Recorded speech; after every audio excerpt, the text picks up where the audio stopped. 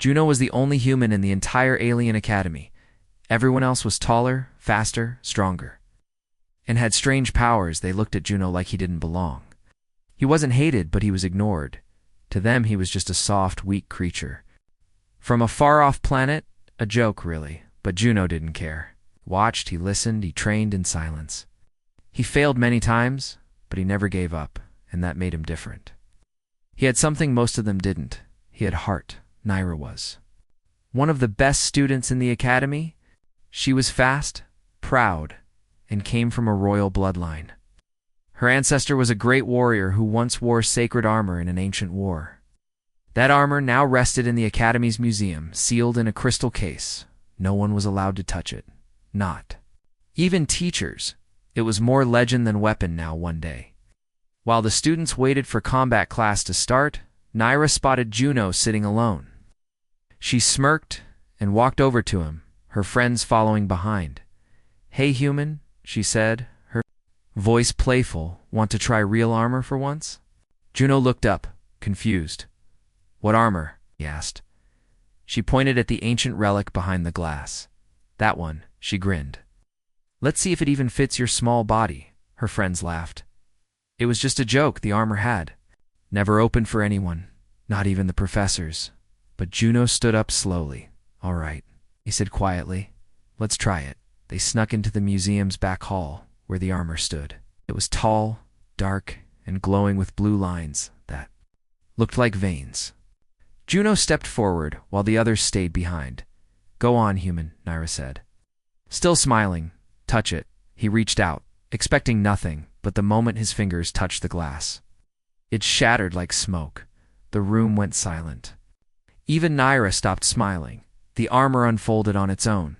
Its parts moved like they were alive, and before anyone could react, the armor wrapped itself around Juno, piece by piece, like it was made just for him. Everyone stepped back, eyes wide. Blue light pulsed from the armor, and strange symbols lit up on the walls. Naira gasped. "This can't be," she whispered. "That armor has never moved before." Then the armor spoke. A deep voice echoed from it. Bloodline confirmed. Awakening protocol initiated. Juno's eyes glowed with the same blue light. He felt power rush through his veins. Strength, speed, awareness, everything was changing inside him. He fell to one knee, trying to breathe. The armor adjusted around him, protecting, enhancing. Awakening something hidden, Naira stepped forward, stunned. "This was just a joke," she said, her voice shaking. "It wasn't supposed to work," one of her friends whispered. "He's not supposed to be able to do this." Alarms began to ring across the academy. The system had detected unauthorized activation of the sacred armor. Doors locked, lights turned red, and security bots rushed in, but the armor didn't let them touch Juno. It formed a barrier around him, sending out waves of energy. Juno stood up slowly, looked stronger, taller, and his eyes still glowed. "I don't know what just happened," he said, "but I feel different." A voice spoke again, not from the armor, but in his head. "You have awakened." "Fleshborn," it said. "Your time has come." Naira stared at him, her mind racing. Fleshborn. That was a name from old stories myths about warriors who came from stars, but those were just legends, weren't they? The security team arrived, weapons raised, step away from the human. The commander shouted, but no one moved, not even Naira, because deep down, she knew this was no longer a joke. This was real. And Juno was not just a human anymore. The armor had chosen him, and the galaxy would never be the same again. Asterisk Juno didn't sleep that night. How could he? The armor was still on his body, not heavy, not cold, just there like a second skin. He sat in the small observation room under guard, but the armor wouldn't let them take it off, wouldn't let anyone touch him. He was alone, but not truly. The armor was talking to him. "Your blood remembers," the voice said in his mind. "But your mind is still blind. What am I?" Juno asked quietly, "What do you want from me?" The voice didn't answer, but it showed him flashes, a burning sky, a giant army, a world made of glass and fire. Juno held his head. The images too fast, too much, too real. Meanwhile, Naira stood outside the sealed room. She had been questioned for hours. The Academy leaders wanted answers. Why did she bring Juno to the armor? Was it a prank or something more? She told them the truth. It was just a joke. But deep inside she felt something strange. Regret? Fear? Or was it wonder?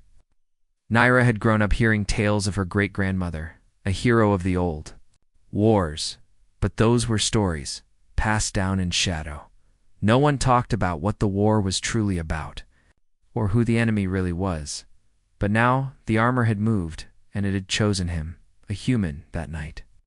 Naira broke Academy rules again. She hacked the archive vault. It was deep underground, guarded by drones. But she had skills not just in battle, but in secrets.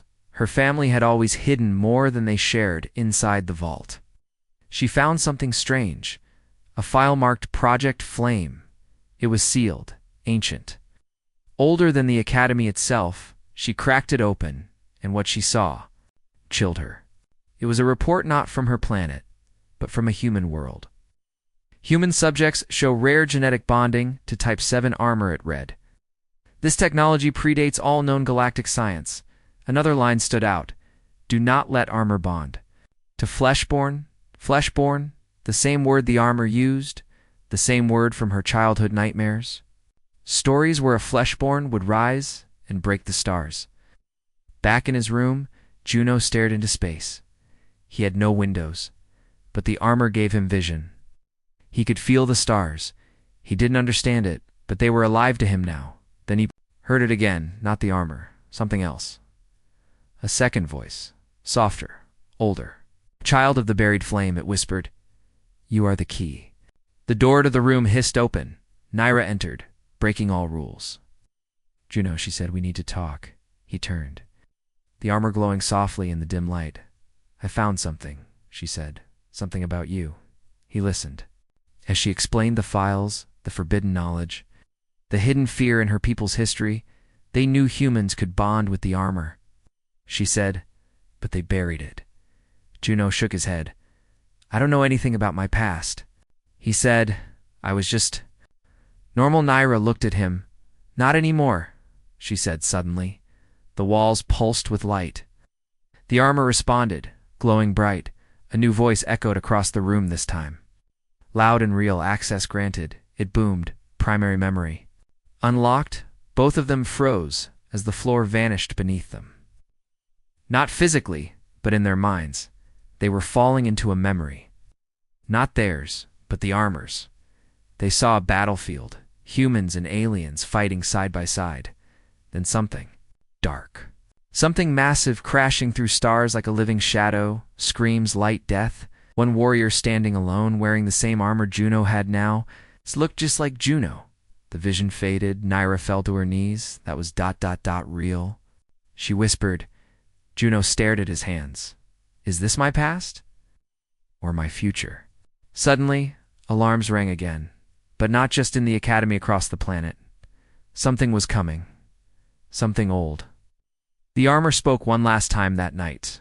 Warning. It said, the enemy has returned. It began with silence. Then the sky screamed. Juno looked up as warships darkened the clouds above the Academy. The ground shook beneath his feet. Students ran, sirens wailed, and teachers shouted orders, but no one knew what was going on, except Naira. She had read the old files. She had seen the vision, and now she knew one truth. They weren't coming to protect the Academy. They were coming to capture Juno, inside the control tower. High Marshal Kez stared at the glowing report armor. Activated by a human? He growled, unacceptable. He tapped his screen. Send the elite unit, he ordered.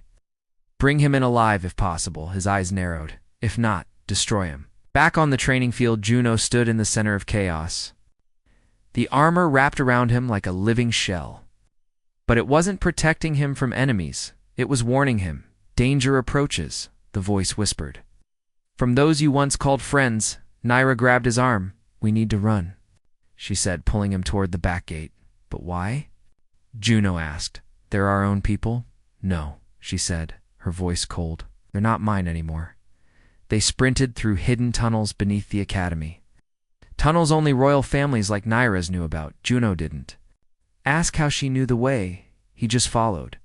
Above them, gunships landed, and soldiers in dark armor spread out. One of them scanned the field and growled. "He's gone." The commander raised a hand. "He won't get far," he said. "Activate." The hunters. As Juno and Naira reached the forest outside the academy walls, the air changed, colder, sharper. The trees were tall and twisted. Alien birds scattered as the two of them ran deeper into the woods. Behind them, small black drones zipped through the air. Scanning, tracking, hunting. Juno stopped. "We can't." "Keep running," he said. "I need answers." Naira turned to face him. "You want answers?" "Fine," she said, breathless. "They're afraid of you. Why?" He asked. "Because the armor didn't choose one of them." She said, "It chose a human." Juno stared at his hands, glowing faintly through the metal. "I didn't ask for this," he said. "I know," Naira replied, softer now. "But maybe it asked for you." Suddenly, a shadow dropped from the trees. Figure in silent black armor. A hunter. Naira barely had time to shout before the hunter attacked.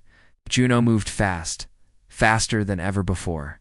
The armor reacted on its own, forming a blade on his arm. He blocked the attack and pushed the hunter back. Another blade, another strike too fast to see. The hunter fell, stunned but alive. Juno stood over him, chest rising, eyes glowing. "I don't want to fight," he said, but the armor whispered. "You were born for war." More hunters came. "Too many." Juno grabbed Naira's hand and ran again. They crossed a river, climbed rocky hills, and then they saw it, a small camp hidden in the cliffs, tents, smoke, and strange symbols on the rocks. As they approached, weapons were raised. Alien rebels stepped out from the shadows, rough clothes, sharp eyes, and strange tech. Naira raised her hands. "We need help," she said. "He's the one the armor chose." The rebels looked at each other, then one stepped forward, older than the rest. He had a scar across one eye and wore pieces of old armor. He looked at Juno for a long time, then he nodded. "Bring him in," he said.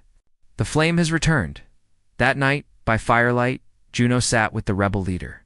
"My name is Kale," the man said, "and I fought in the last great war." Juno leaned forward. "Against who?" Kale's eyes darkened. "Against the ones who erased your people." He said, "Your kind were warriors once, before they were forgotten."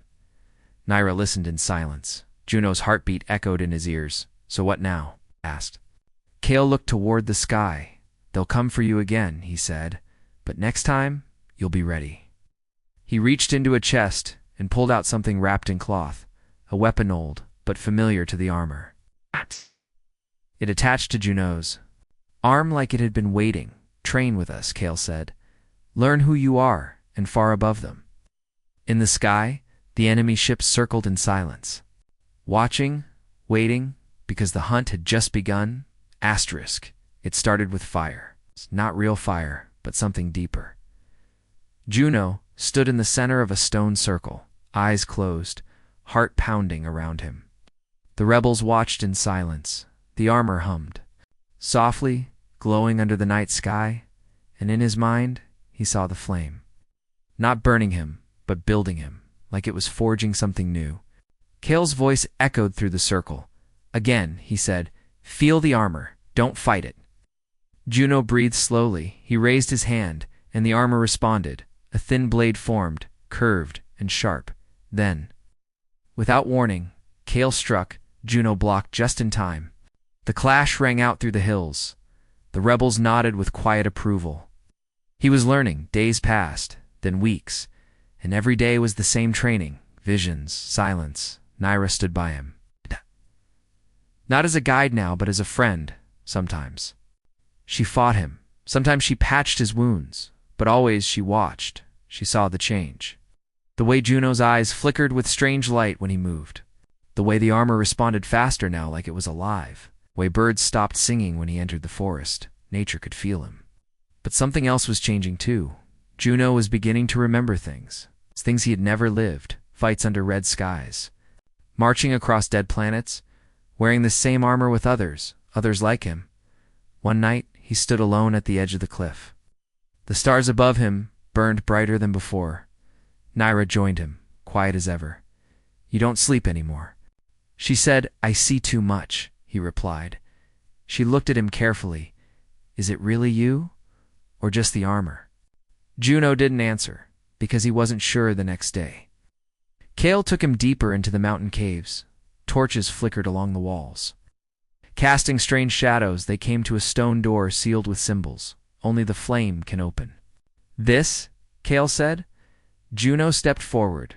The armor glowed. The door trembled. And then opened. Inside was a room full of old weapons, old armor pieces, and carvings. The walls told a story in pictures. Humans and aliens fighting together, then a black wave, swallowing stars. And finally, silence. Kale spoke softly. "This is your history," he said. "Your people stood at the front, and when they fell, the galaxy forgot." Juno touched one of the carvings. The warrior looked like him. Same eyes, same face, but much older. "Was that me?" He whispered. "No," Kale replied, "but it might as well be. Back at the camp." Naira was reading one of the rebel tablets. It was in the old tongue, but she could understand pieces. She found something strange. A warning. If the flame burns too fast, it becomes the fire that destroys. She ran to Juno and showed him. He read it slowly, then looked at her. "So, I'm a weapon," he said. "And if I lose control, you become worse than the enemy," she finished.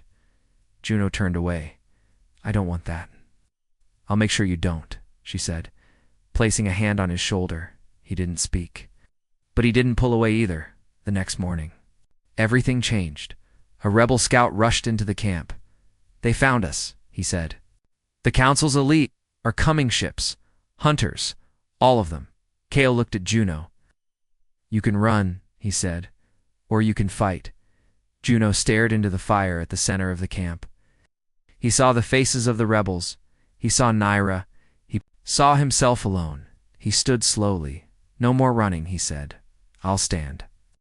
The rebels prepared their defenses. Turrets were set, traps hidden, weapons charged, and in the center of it all, Juno stood, calm and silent. The armor wrapped around him like it belonged to him from the beginning, 'cause maybe it did. The sky darkened again. Enemy ships appeared, just like before. But this time Juno wasn't confused. This time he wasn't afraid. The armor flared. With blue light, brighter than ever, his eyes glowed like twin stars, and the voice returned. "Training complete," it said. "Power unlocked." Naira stepped beside him. "Are you ready?" she asked. Juno didn't answer. He didn't need. 2. Because the flame had been lit, and it was ready to burn. Long before Juno was born, before the academy, the rebels, and the armor. There was a war no one dared to remember, but now the war was remembering him. The battle had ended. Ash and smoke still hung in the trees, the forest outside the rebel. Camp was torn apart, scorched earth, broken machines, and shattered hopes. Juno stood in the center of it all, the armor still glowing, but dimmer now, like it had used too much of itself to protect him. Bodies lay around him, soldiers, hunters, drones. Some moved, groaning, others didn't. The rebels had survived. Barely, but the enemy had pulled back, not defeated, just watching. Naira limped to Juno's side. Blood on her arm, dust on her face. "You saved us," she said. Juno didn't reply. He was staring at the edge of the forest, at a figure standing in the smoke. A woman, old armor, eyes glowing gold. She looked at him, nodded once, and vanished. That night, Juno couldn't rest. He sat by the fire, listening to the wind. And the voice returned, stronger than before. "Your memories are locked," it said. "But the war never forgot you." The next morning, Kale brought Juno and Naira deep underground, far below the rebel base. Through ancient doors and hidden paths, they reached a massive vault, cold, untouched for centuries. "Inside this room is truth," Kale said, "and truth is dangerous." Juno placed his hand on the panel. The armor pulsed. The door opened with a deep hiss. Inside were old files, shattered hallas, and dusty relics. But in the center stood a single chair. Juno stepped toward it. "This was a command seat," Kale said, "built for your kind." Naira looked around, eyes wide. "This place is human," she whispered. "More than that," Kale replied. "It's a tomb of history." Juno sat down, and everything changed. The walls came to life, holograms lit up, voices whispered. He wasn't in the vault anymore. He was there, a memory, not his butt shared. He saw Earth shining in blue. He saw fleets of human ships. He saw the moment they joined the alien alliance, peace, for a time, then blackness. A force with no face, no voice, just hunger. It swallowed stars, broke planets, and humans fought. It, not with fear, but with fire. He saw warriors wearing the same armor he had now. He saw their sacrifice, and he saw how it ended. Not with victory, but with betrayal. The Alliance grew afraid. The power of the armor, the power of the fleshborn, it scared them. So they turned on the humans, wiped their names from history. Buried the past under lies, the memory faded. Juno stood. His fists clenched. "They erased us," he said. Kale nodded. "And now that you've returned, they'll do it again." Naira looked away, ashamed. Her people had taken part in the silence. "We didn't know," she said. "Maybe," Juno replied. "But someone did." Outside the vault, the wind picked up. Something was shifting in. The stars, the dark enemy that had once broken the galaxy, it was coming back. And this time, there were no armies, no united fronts, only a single human with a forgotten fire inside him. Later in the quiet of the rebel camp, Juno stood alone, not just a fighter now, but a living reminder of a hidden war and a warning. Naira approached. "We can still run," she said. Juno shook his head. "They buried my people," he said. "I won't let them bury the truth." He looked at the stars, the shadows moving between them. "The war didn't end," he whispered.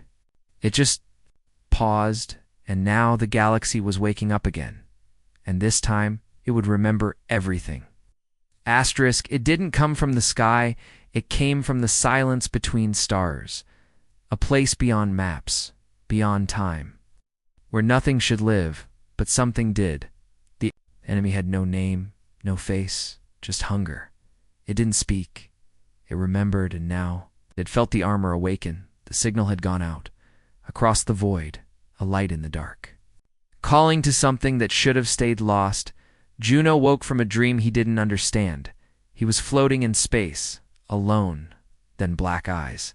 A voice like cracking ice. "You are not ready," it whispered. He opened his eyes, breath sharp. Naira stood nearby, watching him. "You had the dream again?" she asked. He nodded. "It's not just a dream," he said. "It's them, far above." The council was burning. News of Juno's survival had reached the capital. But worse, satellites were going dark.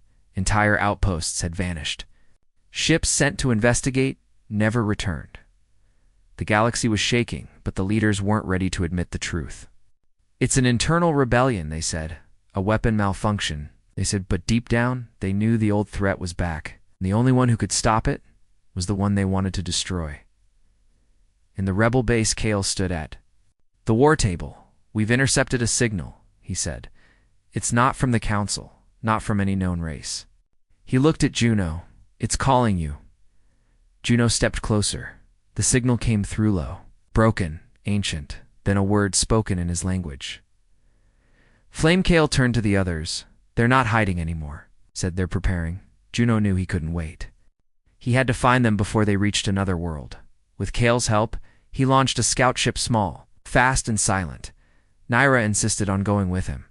"I started this with you," she said. "I'm seeing it through." He didn't argue, because he didn't want to be alone.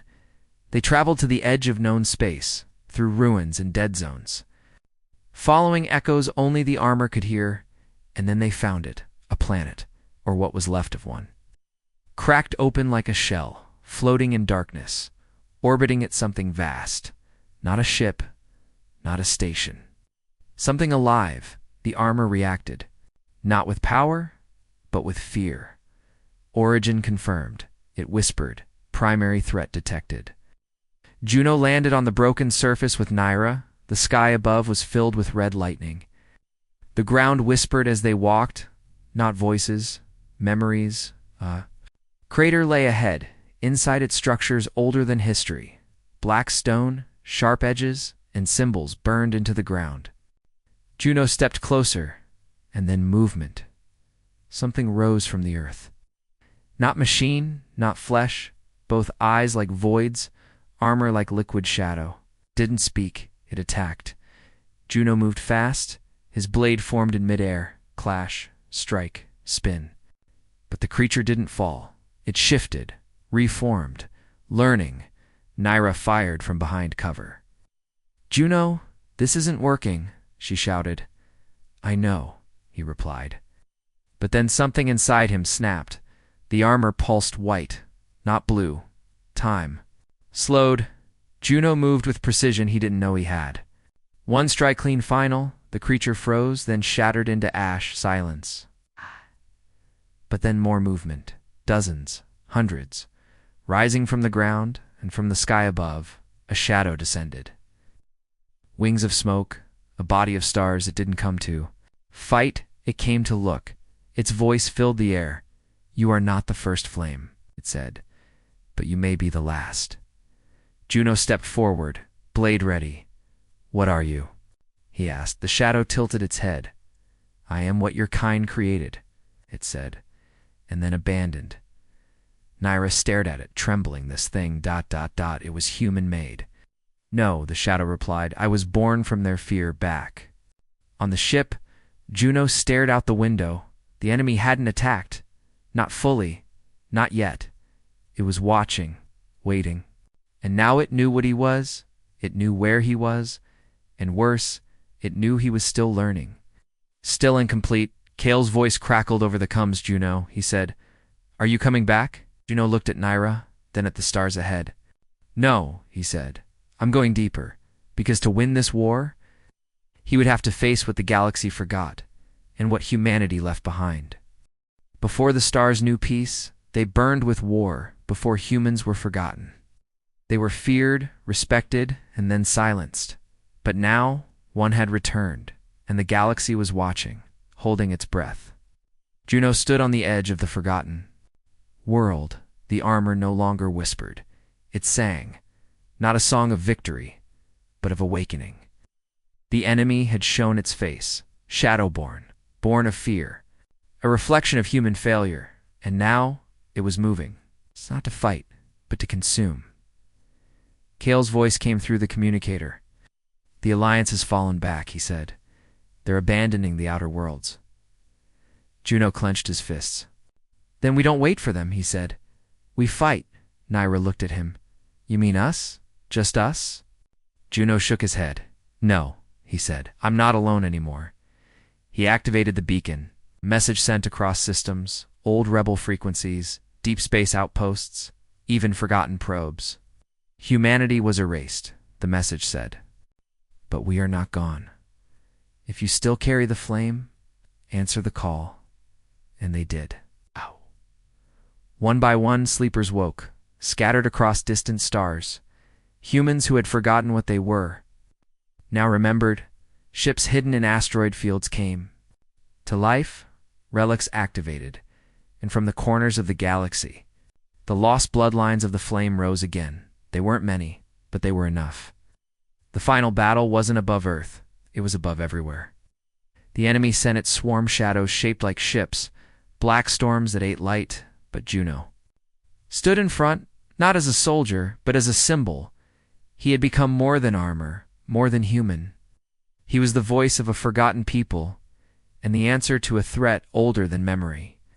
The battle began with silence and then fire. Human vessels, fast and sharp, alien allies, rebels, exiles, even former enemies, all united behind one flame, because this time they remembered. Juno's armor shifted in mid-flight, forming wings, weapons, shields. He flew into the heart of the dark storm, his blade glowing white-hot. The enemy struck. It changed shape, it screamed, but it could not stop him, because Juno wasn't fighting.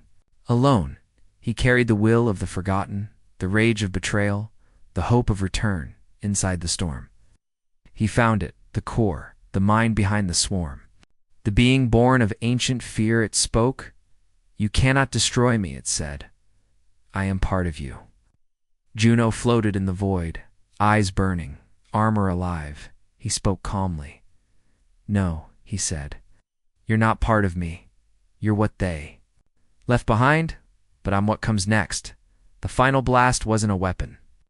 It was a release. Every memory, every piece of history the galaxy tried to erase, Juno gave it back, a flood of truth, light, pain, and pride. The enemy couldn't hold it. It cracked, screamed, and shattered. The sky cleared. The storm was gone, silence returned, but it was not empty. It was earned. Juno floated down to the rebel world. His armor scorched, but still glowing. The crowd gathered, aliens, humans, all watching, not in fear, but in respect. Kale stepped forward. You did it, he said. Juno looked to the stars. No, he said, we did it. Nyra stood beside him. You're not just a symbol now, she said. You're a start. Juno looked at the people.